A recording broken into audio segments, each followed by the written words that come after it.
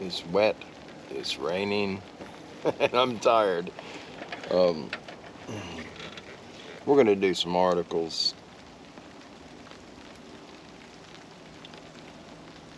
All right.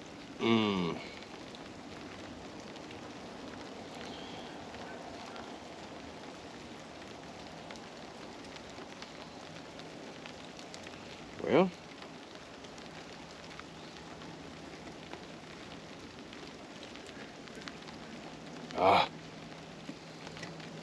never mind. I am tired, guys. I'm sorry. The articles are in my bag. I was looking on my phone for them. I was thinking they were in my phone. Let me get rid of this for a minute. All right, I'm gonna get set up, and I will get I'm gonna use the wireless microphone. Sometimes they miss out a little bit, but the property that I'm on, there is a highway that direction, straight in front of me.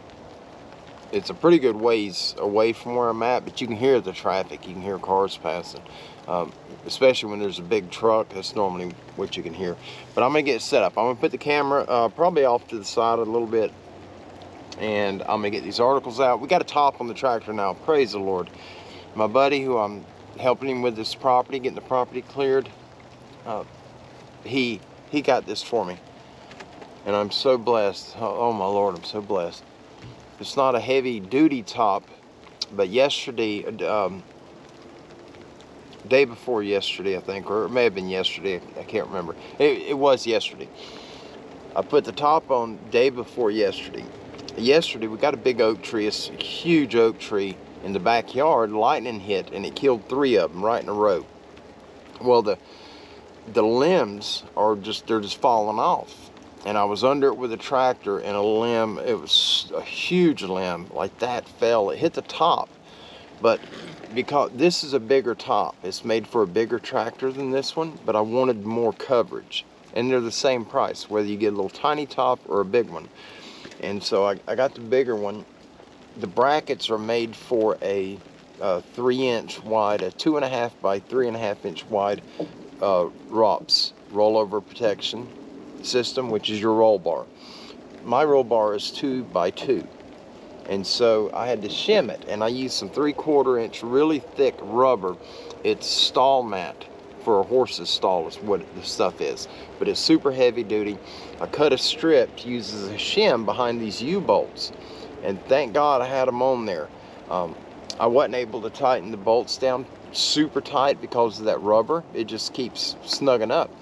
And when that tree limb hit the front of the canopy, it folded it down. I mean, it knocked it down about that far. I had to lean over to look under it, but it did not damage it at all.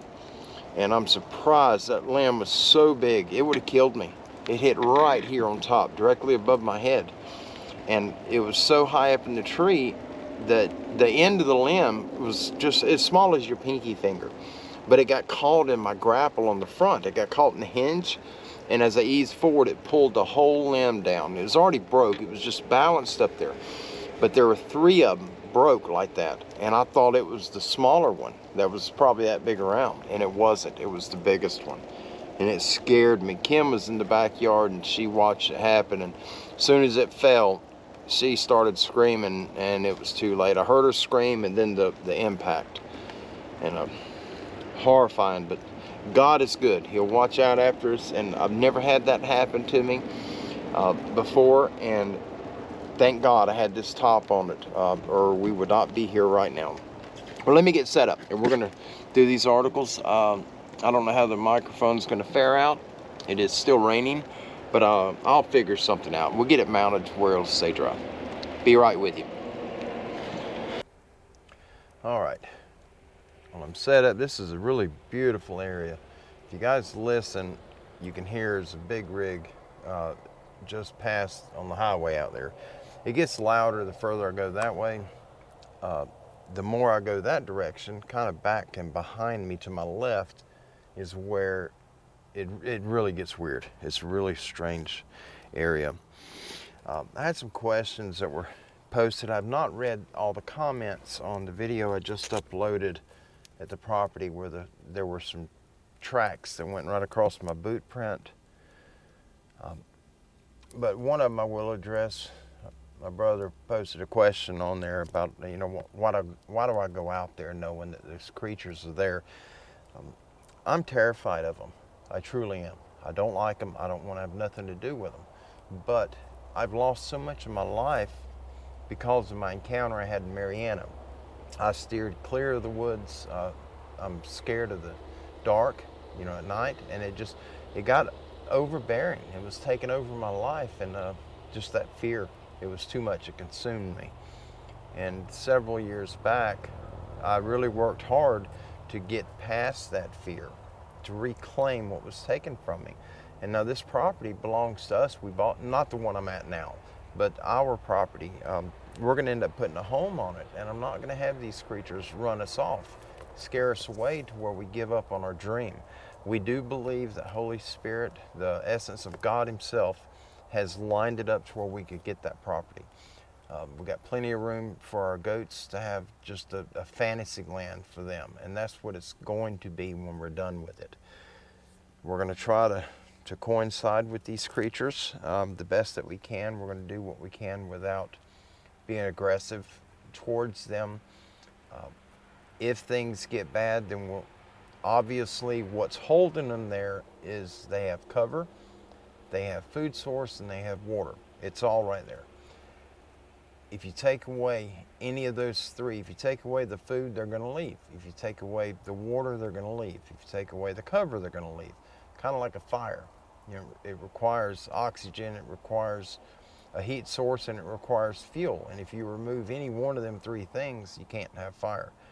And so what I'm getting at is if it gets bad and we can't do anything to make it a safe home for us and our animals, then we're going to have the fire department come in there and we will take care of it. The trees will remain, but the brush will not. They'll just burn off like all this stuff you see around us. They'll burn that type of stuff off. Anyway, these mosquitoes are eating me alive. We're going to get into some of this. I'm going to try to do as much as I can. I do not have bug spray, and the mosquitoes are horrible right now.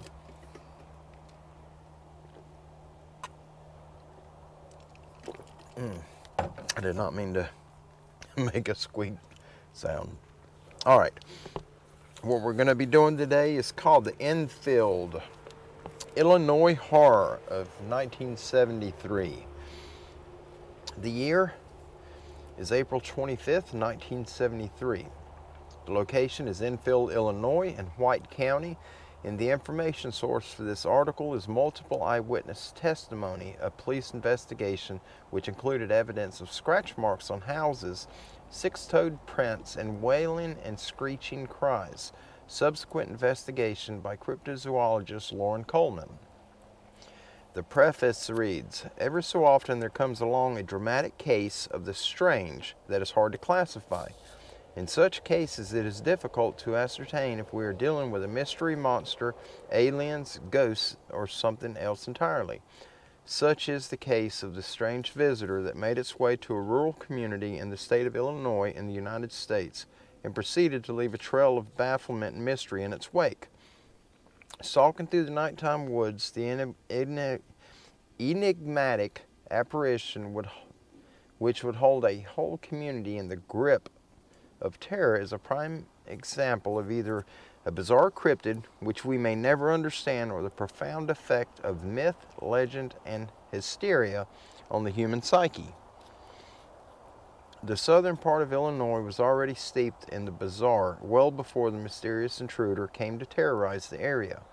Native Americans and early settlers often told of experiencing a wide range of strange phenomena, here including seeing strange orbs of light, shadowy phantoms, or frightening entities stalking the forest, and hearing bizarre howls, shrieks, or screams in the night.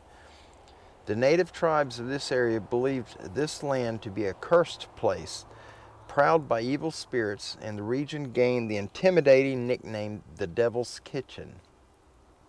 It was a place that has long been permeated with paranormal phenomena, and both settlers and Native Americans mostly avoided it. It was to this mystery-cursed land of specters, phantoms, and high strangeness that a sinister entity would emerge to Mariad across a small town and earn its place among the most bizarre mystery monsters of cryptozoological lore. The horror begins. The Garrett's house. What would go on to be called the Enfield Horror first made its appearance in the small community of Enfield, Illinois, located in the southeastern corner of the state.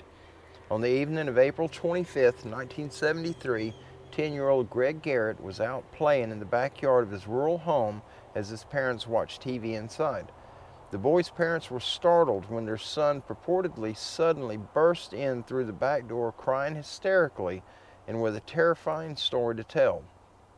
Greg claimed that as he had been playing out in the yard, a hideous, misshapen beast had emerged from the darkness to attack him. According to the boy, the creature was an otherworldly abomination, around 5 feet tall, with 3 legs, short stumpy arms tipped with taloned hands, gray skin covered with slime, and disproportionately large red eyes. The malicious beast had then stepped forward and actually stomped on the boy's feet, ripping his shoes with its claws in the process before he had retreated to his house in terror. Police who arrived at the scene could find no trace of the entity the boy had described.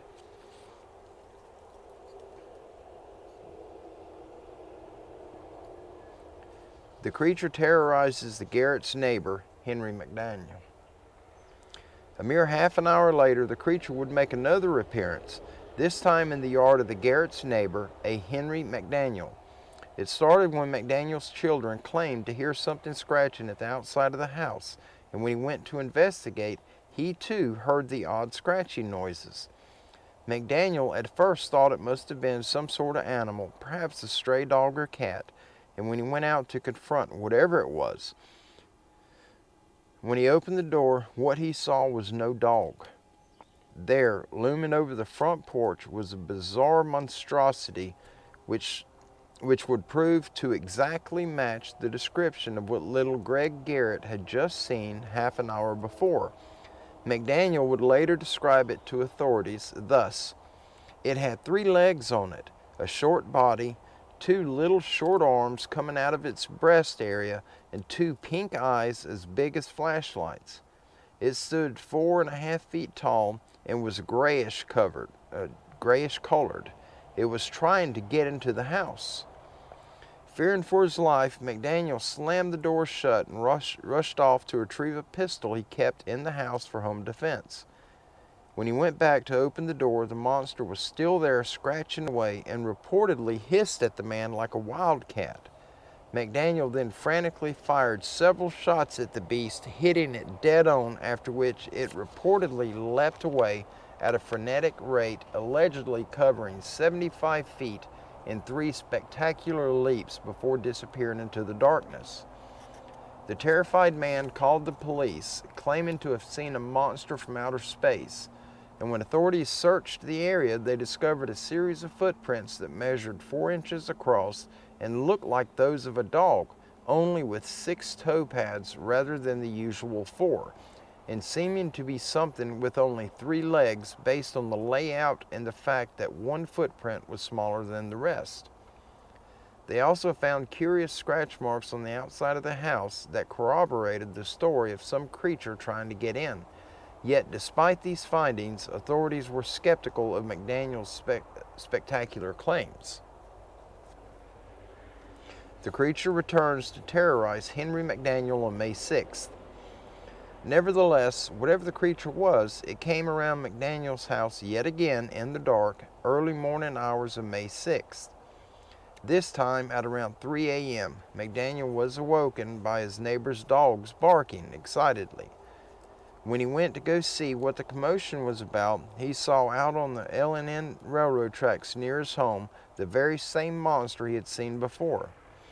The creature was described as casually lumbering along the L&N railway tracks, and this time McDaniel did not shoot at it, but rather stared in puzzlement as it wandered about for several minutes along the tracks before bounding away in the night. The word spreads and visitors and hunters descend on Enfield. McDaniel's bizarre accounts soon made the rounds, and before long, word had gotten out about the Enfield Horror stalking the night. Visitors began pouring in looking to catch a glimpse of the thing, bringing a good amount of publicity that the small, quaint rural town was not used to. It got to the point where the sheriff warned McDaniel to stop spreading his crazy stories in order to keep rumors under wraps. Despite these threats, people continued to come to the town in droves. Although many of these visitors were merely curiosity seekers, hoping to see the monster for themselves, others were more ambitious monster hunters who came armed to the teeth and dead set on actually bringing whatever the creature was down. This alarmed the locals, as the last thing they wanted in their previously peaceful, quiet community was a bunch of trigger-happy thrill seekers out in the woods with loaded guns and alcohol. The Final Sightings. Some of these monster hunters further fueled the frenzy of monster rumors with bizarre sightings of their own. Two hunters from Indiana by the names of Mike Mogul and Roger Tappy seemed to have seen what they described as a large gray monkey dashing through the underbrush, which had moved too quickly for them to get a good shot at it. In another incident, 5 hunters were arrested for hunting violations and as a threat to public safety after they opened fire in unison on what they would later claim had been a gray, hairy creature that they had spotted in the woods. The hunters even claimed to have hit it, but that their bullets had no effect whatsoever. The sheriff didn't believe a word of it and considered them to be just a posse of gun-toting thrill seekers out drinking and raising hell. The final major sighting of the Enfield Horror was made by a group of 4 men searching the area, with one of them being Rick Rainbow, the news director of radio station WWKI in Kokomo, Indiana. The group claimed that they had seen a gray, stooped-over, ape-like creature loping through the woods near an abandoned house not far from McDaniel's property. The mysterious thing was reported to have been moving at a speed far faster than a man could run and had finally disappeared into the forest. On this occasion, the strange creature was said to let out a blood-curdling wail, which Rainbow claimed to have actually recorded on tape. Cryptozoologist Lauren Coleman's investigation.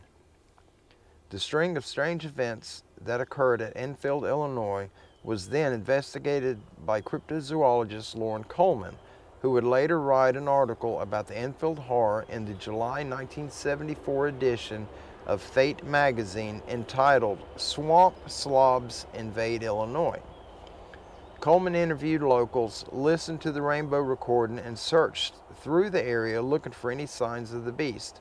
He even went to the actual home of McDaniel to investigate, and as he was there, he claims to have actually heard the creature's peculiar wailing for himself. Coleman would say of the bizarre experience, "I traveled to Enfield, interviewed the witnesses, looked at the siding of the house the Enfield monster had damaged, and heard some strange, screeching, banshee-like sounds, and I walked away bewildered." In conclusion, what in the world was the Enfield Horror? There have been many theories put forward over the years to try to come to some understanding of this bizarre story, running from the rationale to the more fantastical. A popular notion is that what was seen was an escaped kangaroo, as this could account for the creature's purported leaping prowess, as well as give the impression of having only 3 legs under certain viewing conditions. The problem is that a kangaroo really looks nothing like what was described. It leaves different tracks than what were found, and when faced with this possibility, the main witness, McDaniel himself, flat out dismissed the possibility, stating that what he had seen wasn't no kangaroo. It was also speculated that an escaped ape could have perhaps been the culprit, yet this also does not truly fit descriptions of the weird creature. More mundane animals theorized to have been behind the sightings include large dogs, calves, horses, bears, deer, and wild. Ow. Sorry guys, my camera cut off. It stopped recording. I think it overheated. But I'm going to pick up where we left off. More mundane animals theorized to have been behind the sightings include large dogs, calves, horses, bears, deer, and wildcats. Other theories have branched out into decidedly more fringe realms, including the ideas that the Enfield Horror was a genetic experiment gone wrong, an alien running amok, or even an actual literal demon. Other investigators have suggested that the monster was associated with a spate of UFO sightings that allegedly plagued the region during the same period, and those with a more supernatural bent have asserted that this beast, with its tendencies to be aggressive toward humans and try to break into their homes, has all the earmarks of a classic demon attack. That would not be the first time it has been suggested that there is an apparent ET occult connection. While the phenomenon are not directly related, the primary witness in the Northport Devil case, Michael Rowley, also claims that the creatures that have been skulking around the house he shares with his son in the West Florida community of Northport are of both ET and demonic origin, making them, in effect, aliens from hell. The creature has not been seen since, but going back in time between the years of 1941 and 42, there was a string of similar sightings in the small village of Mount Vernon, Illinois, which is ironically less than 40 miles away from Enfield. These encounters involved a mysterious leaping beast that terrorized the local people and is supposedly responsible for numerous animal deaths and mutilations in the region. The locals called the creature the Mount Vernon Monster and described it as being vaguely baboon-like in appearance and able to leap anywhere from 20 to 40 feet in a single bound. However, this creature is likened more to the devil monkey than the Enfield monster. Is it a possibility that this was in fact the same creature? Is it possible that the Enfield Horror, whatever it may be, is working on a decades-long cycle? While there are no reputable accounts of the creature coming from the 21st century, one cannot entirely count out the possibility that the thing is a long-slumbering anatomical oddity that rears its head every so often to feed on animals and terrify locals. Or stranger yet, an ET that only stops by for a bite every so often when it's in this neck of the galaxy. Whatever the creature is, or is not, it has not been reported in almost 50 years. That, however, does not mean that it's still not lurking in the shadows of some old train yard, waiting to return to scratch on another door in the wee hours of the night. Now I'm going to show you guys the pictures. Hopefully the camera's not going to cut off this time. Sorry about that. It's really hot out here. All right, this one is a CGI of the Enfield monster. I'm trying to get it right where you can see.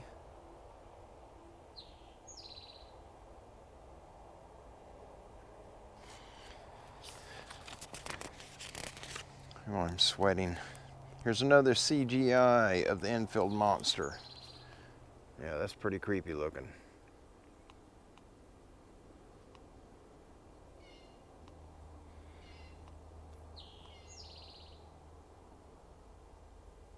What gets me is it said it's got 3 legs. That's just kind of odd. I mean, it just doesn't even seem right that it could function properly. All right, here's an artist drawing of the Enfield, Illinois monster. Yeah, I don't think I'd want to see nothing like that.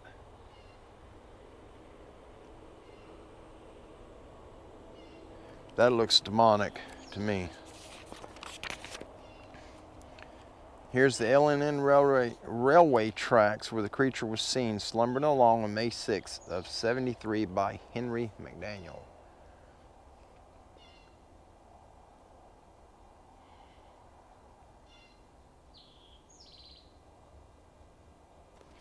I am really getting creeped out right now. I don't know why. I don't have a reason for it.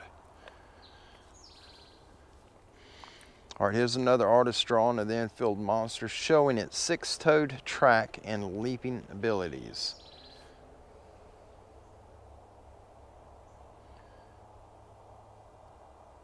Kind of a strange looking thing, isn't it?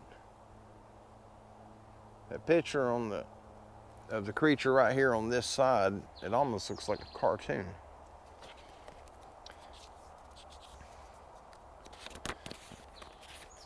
Okay, that's it. That's the last of that one.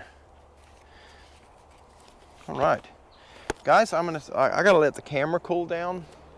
It's definitely overheating. It just showed that the battery was dead, and now it's showing I got about 60%. I don't know what's going on with that. But anyhow, I'm gonna let the camera cool down, and I'm gonna change the settings. Right now, we're recording this on 4K. I'm gonna put it back on 1080p, and I'm probably gonna move to a different area. I've got a bad feeling right here. I don't like it. I don't like the way it feels at all. So anyway, I will see you guys soon. God bless you. Thank you for hanging out with us today and listening.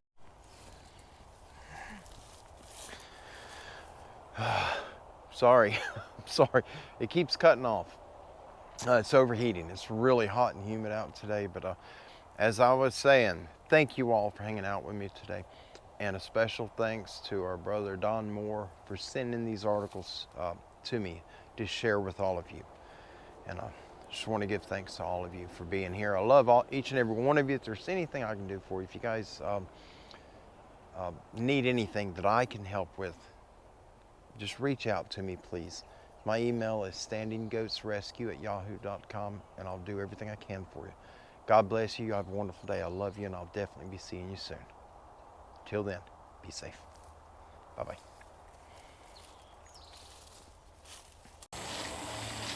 All right, guys, I'm gonna I gotta move some of this stuff and try to get through right here. See how it goes.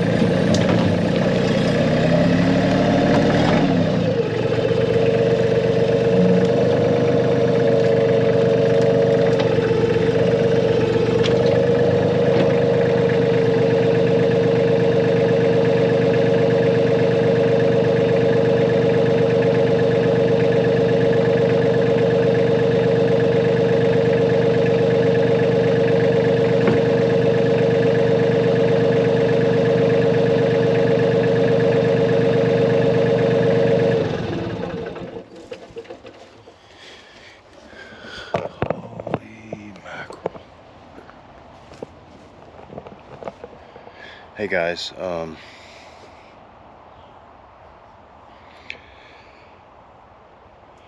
don't know if I can even show this on YouTube. Guys, a friend of ours just bought this property. It's wooded. There is one highway back here, and then way back here there are some houses. They're further back. Oh my gosh, oh my Lord. Do y'all see that? You know what that is? There's one. Oh my gosh, there's another one. Oh, they're all over up there. Oh my gosh. Oh my gosh.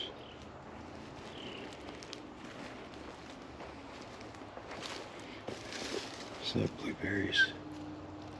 No. Oh my gosh. That ain't cool. That is not cool. Oh jeez. There's another one. I don't know if you can see that up there. Oh my gosh, I'm getting out of here. You guys see that?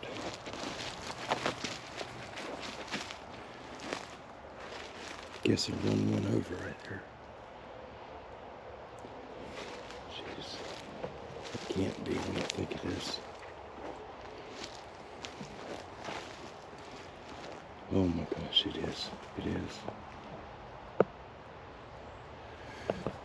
Alright guys, that stuff's all over out here. I'm getting out of here. I got that I'm sure many of y'all are gonna recognize what that is. I thought that's what it is when I had to get off and get that tire. This property, the fellow who has this, a friend of ours who just bought this, he hasn't been over. It's a large property. He hasn't been all over the property. I've been working on it for a while, and I just got back to this point. Guys, this is where I'm putting the debris, right there. All the limbs and stuff I'm bringing down, I'm putting them right here. There's a sinkhole here, but it does not hold water. This is a sinkhole. I'm cleaning this up for him. He doesn't know that that's on this property. I don't know how much is going to be on here, but anyway, I gotta get in touch with him. That's not good.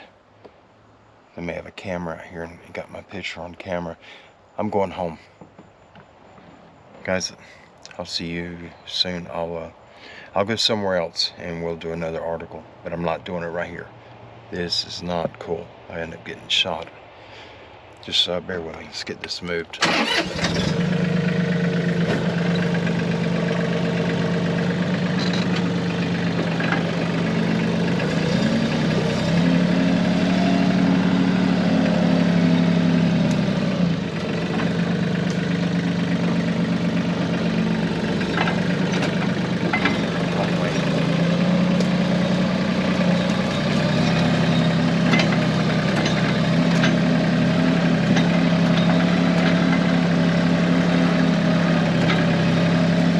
I'm way back here.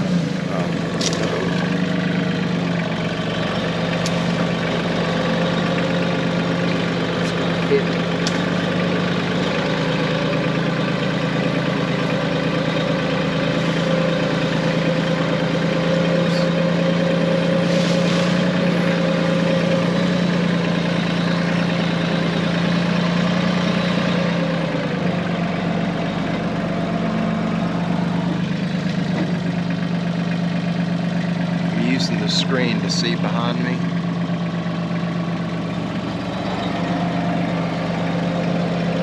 I'll be back in a minute.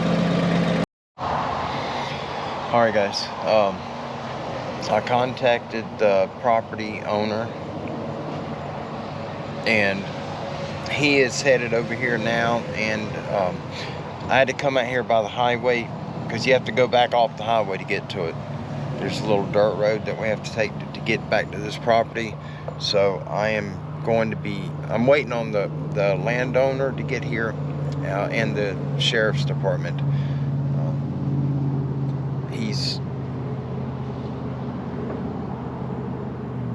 I thought I heard him pulling down the dirt road.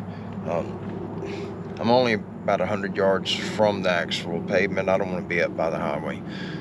But anyhow, he called the sheriff. The sheriff they're coming over here, and the game warden, FWC. But the sheriff told him to tell me to stay out of it. Don't go anywhere near it because it may be grow. Anyway, it could be dangerous, so I got to stay away from it.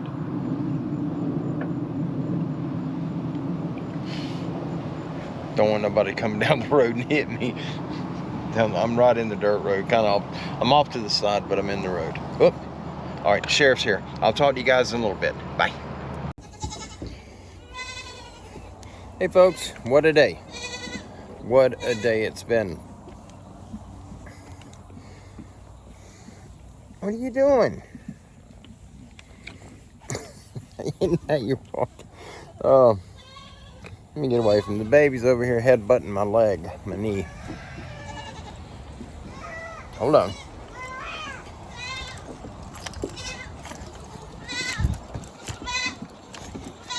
Come on, guys. Come on, y'all choking somebody out. Who's in here? Come on.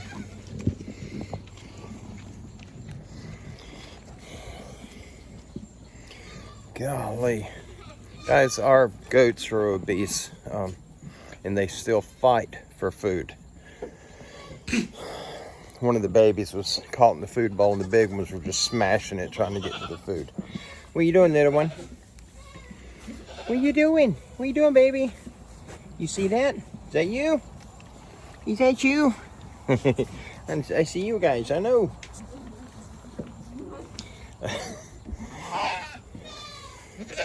Hey, Haley. Okay, sorry about that. I get distracted. I love these goats. All right, I don't know if you guys caught on to what happened. I was down there clearing, working on the property. We did the article. I took off on the machine and started to push the dead trees and the foliage and that type thing. Quit eating my rag. Started pushing that down into the debris pile. It's going to be a big, like a compost type pit, a big mulching area. As I got off, there was a tire I seen, and so I used the bucket to flip the tire over to get the dirt and the mess out of it, just in case there was a snake inside of the tire. Once I got it flipped, I got off the machine, and I went to throw the tire in the front bucket so I could haul it up to the actual trash pile. And there, right beside me, was a plant, an illegal plant, illegal to grow here. And got to looking around, there was another plant, and then another one. They were several of them right there. So I left. I didn't want to do a up close video because I don't know if I'd get in trouble for that or not, and so I did not. But I called the landowner. He contacted Sheriff's Department. They contacted the Fish and Game Commission, which is the game wardens. And so when I went up, waited on them, sheriff showed up, landowner showed up, Fish and Game showed up, 2 trucks showed up, like a Yukon type truck, kind of like a Suburban, but a little bit smaller. We had quite a few vehicles there.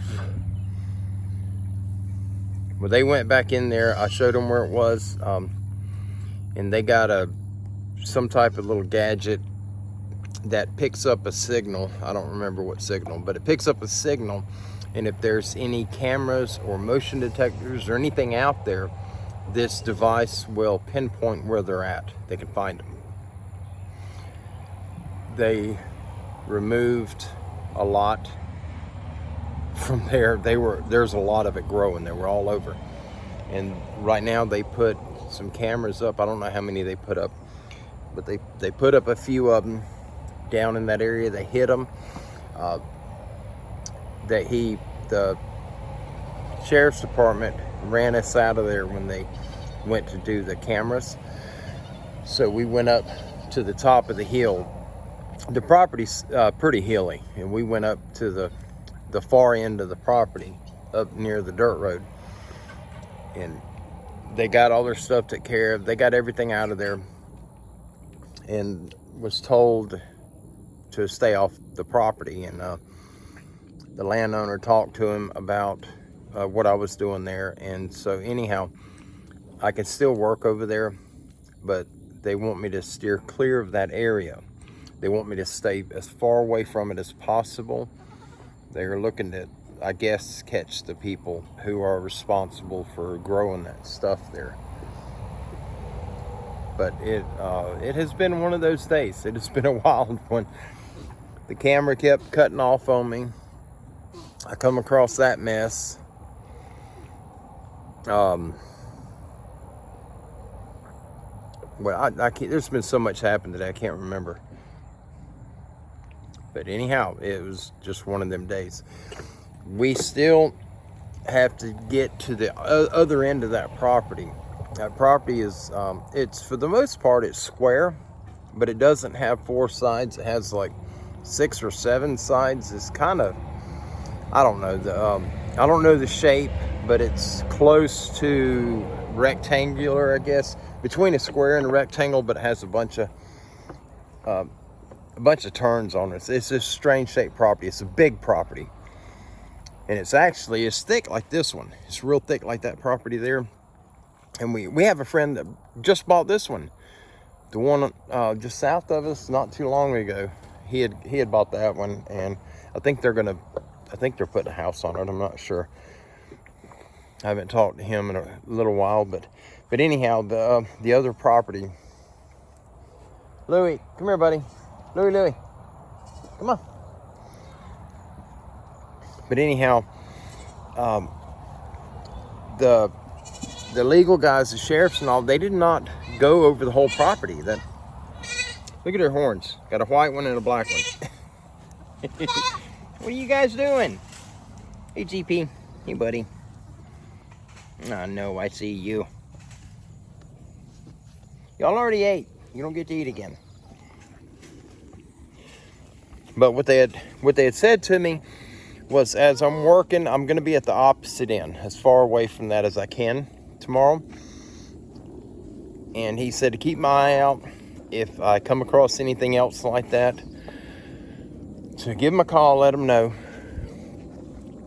So I got to be keeping a lookout for more of those things. But they want me to stay away from that. There's nothing else in that area where they got all them things up, where they dug them all up. But they don't want me to run off whoever put them there, because they're going to come back. They had fertilized and stuff around the base of them. Someone's been coming in regularly and caring for them. And so they want to catch them on camera coming in. And as soon as they get them on camera, they have them. There's only a few houses. The road to get to that property, it's really strange. You come down the road, and the road kind of does, it's almost like a J shape, but you got to go around the J shape and then cut back across through a trail to get to the property. But if you go straight, if you come off that property and go straight through the woods, I think it's about a southeast direction. In 50 yards, you hit a dirt road, and on the other side, there's houses right there. There's only 4 or 5. It's not a lot of them, but that's all that's out in that area. And they're pretty sure they know who's responsible. There's one person on that road that has been in a lot of trouble with the law for that same thing. And if it's him, they're going to get it. They're going to catch him on video, and anyway, it's going to be a bad day for him. But anyhow, that was the extent of today. It's been a lot. I want to walk up here. I want to show you guys what I was talking about earlier about the tree limb that fell, that ended up hitting the top of the tractor. And if I wouldn't have had that top on it, it would have killed me. I have no doubt about that. We got last year, early part of last year, lightning hit. Let me see if all right, I got to stop this to change camera view. Let me switch it. All right. 3 years ago, lightning hit this tree, and this tree. All three of them got cooked at the same time. Trying to find where that limb was hanging up. I'm not sure where that limb was at. All right, there was two small ones like this. This is one of the small ones. The big one, the one that actually hit me, I've got it buried. I'm burying all that stuff here. It's under this stuff. There's the top of it right here, but it goes all the way under and it goes back up in here. But that was a huge limb. I'm not sure where it came from, but it was hanging right here, somewhere right here on this fork. And as I got, the tractor was right here.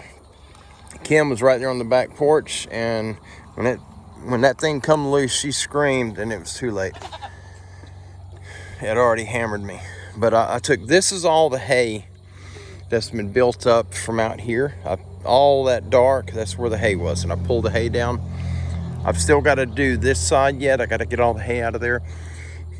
And just a few times a year, I'll rake all the hay. All this ground right here goes down from the sinkhole.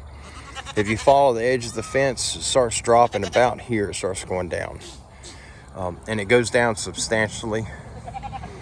That fence is a 5-foot fence, 5 foot tall. And right now, the top bar, if you stand next to it, that bar right there is just a little bit above my belt. And it originally was a 5 foot. If you're wondering about the little boat holes, that one and that one, those are my compost beds. I fill them full of leaves and hay and coffee grounds and all that good stuff, and I make my potting soil from it. What are you doing, buddy? What are you doing, man? He's in rut. He's rutting hard, chasing the girls. Him and Snuffy, the little one right there. Hey, girl. But anyway, guys, I just wanted to let you know what was going on, what happened today. I did not get around to doing the other article, and I apologize for that. Sorry. I definitely wanted to do another one. I think we're done for the day. I'm not 100% sure, but I think we just got finished feeding everyone. And I put another roll of hay out, so I think I'm done for the day. But I may end up doing a show here in a little while. And if I do it, we'll do the other articles and may start on the other stuff. But anyhow, y'all have a good evening. God bless all of you. I love each and every one of you, and I hope that you all prosper 100-fold in whatever you're doing, or whatever you're seeking to do. I hope God's good to you, and He paves the way and makes life very easy for all of you. You want to see a blubbering idiot right quick? Let me show you.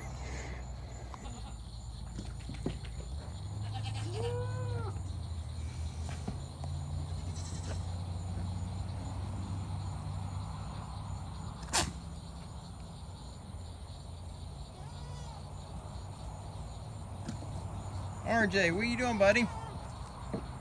See if I can get him flustered. RJ, hey man, what are you doing?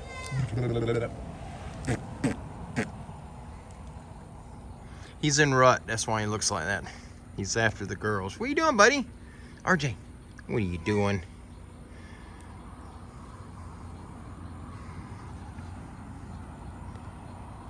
he'll start snorting and making all kind of nasty sounds. Do it, buddy. I got you on camera. You can do it.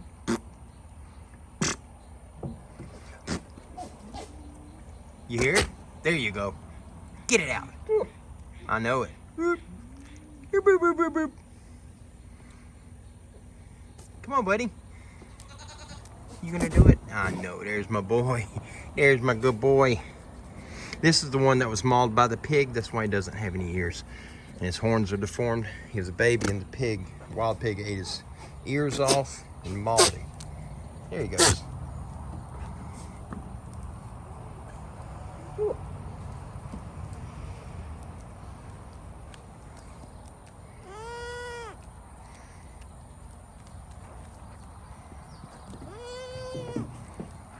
Those are pygmies. That's little Buster, and that's RJ.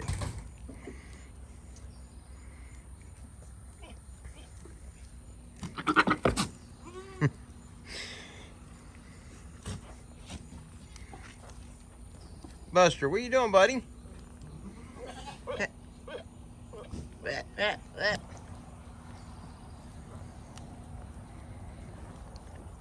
I'm gonna make a liar out of me. I wanted to get him making all them weird noises. The vets call them blubbering idiots. Oh, get at it. All right, folks, y'all have a good night. God bless you. We'll see you soon. Bye-bye.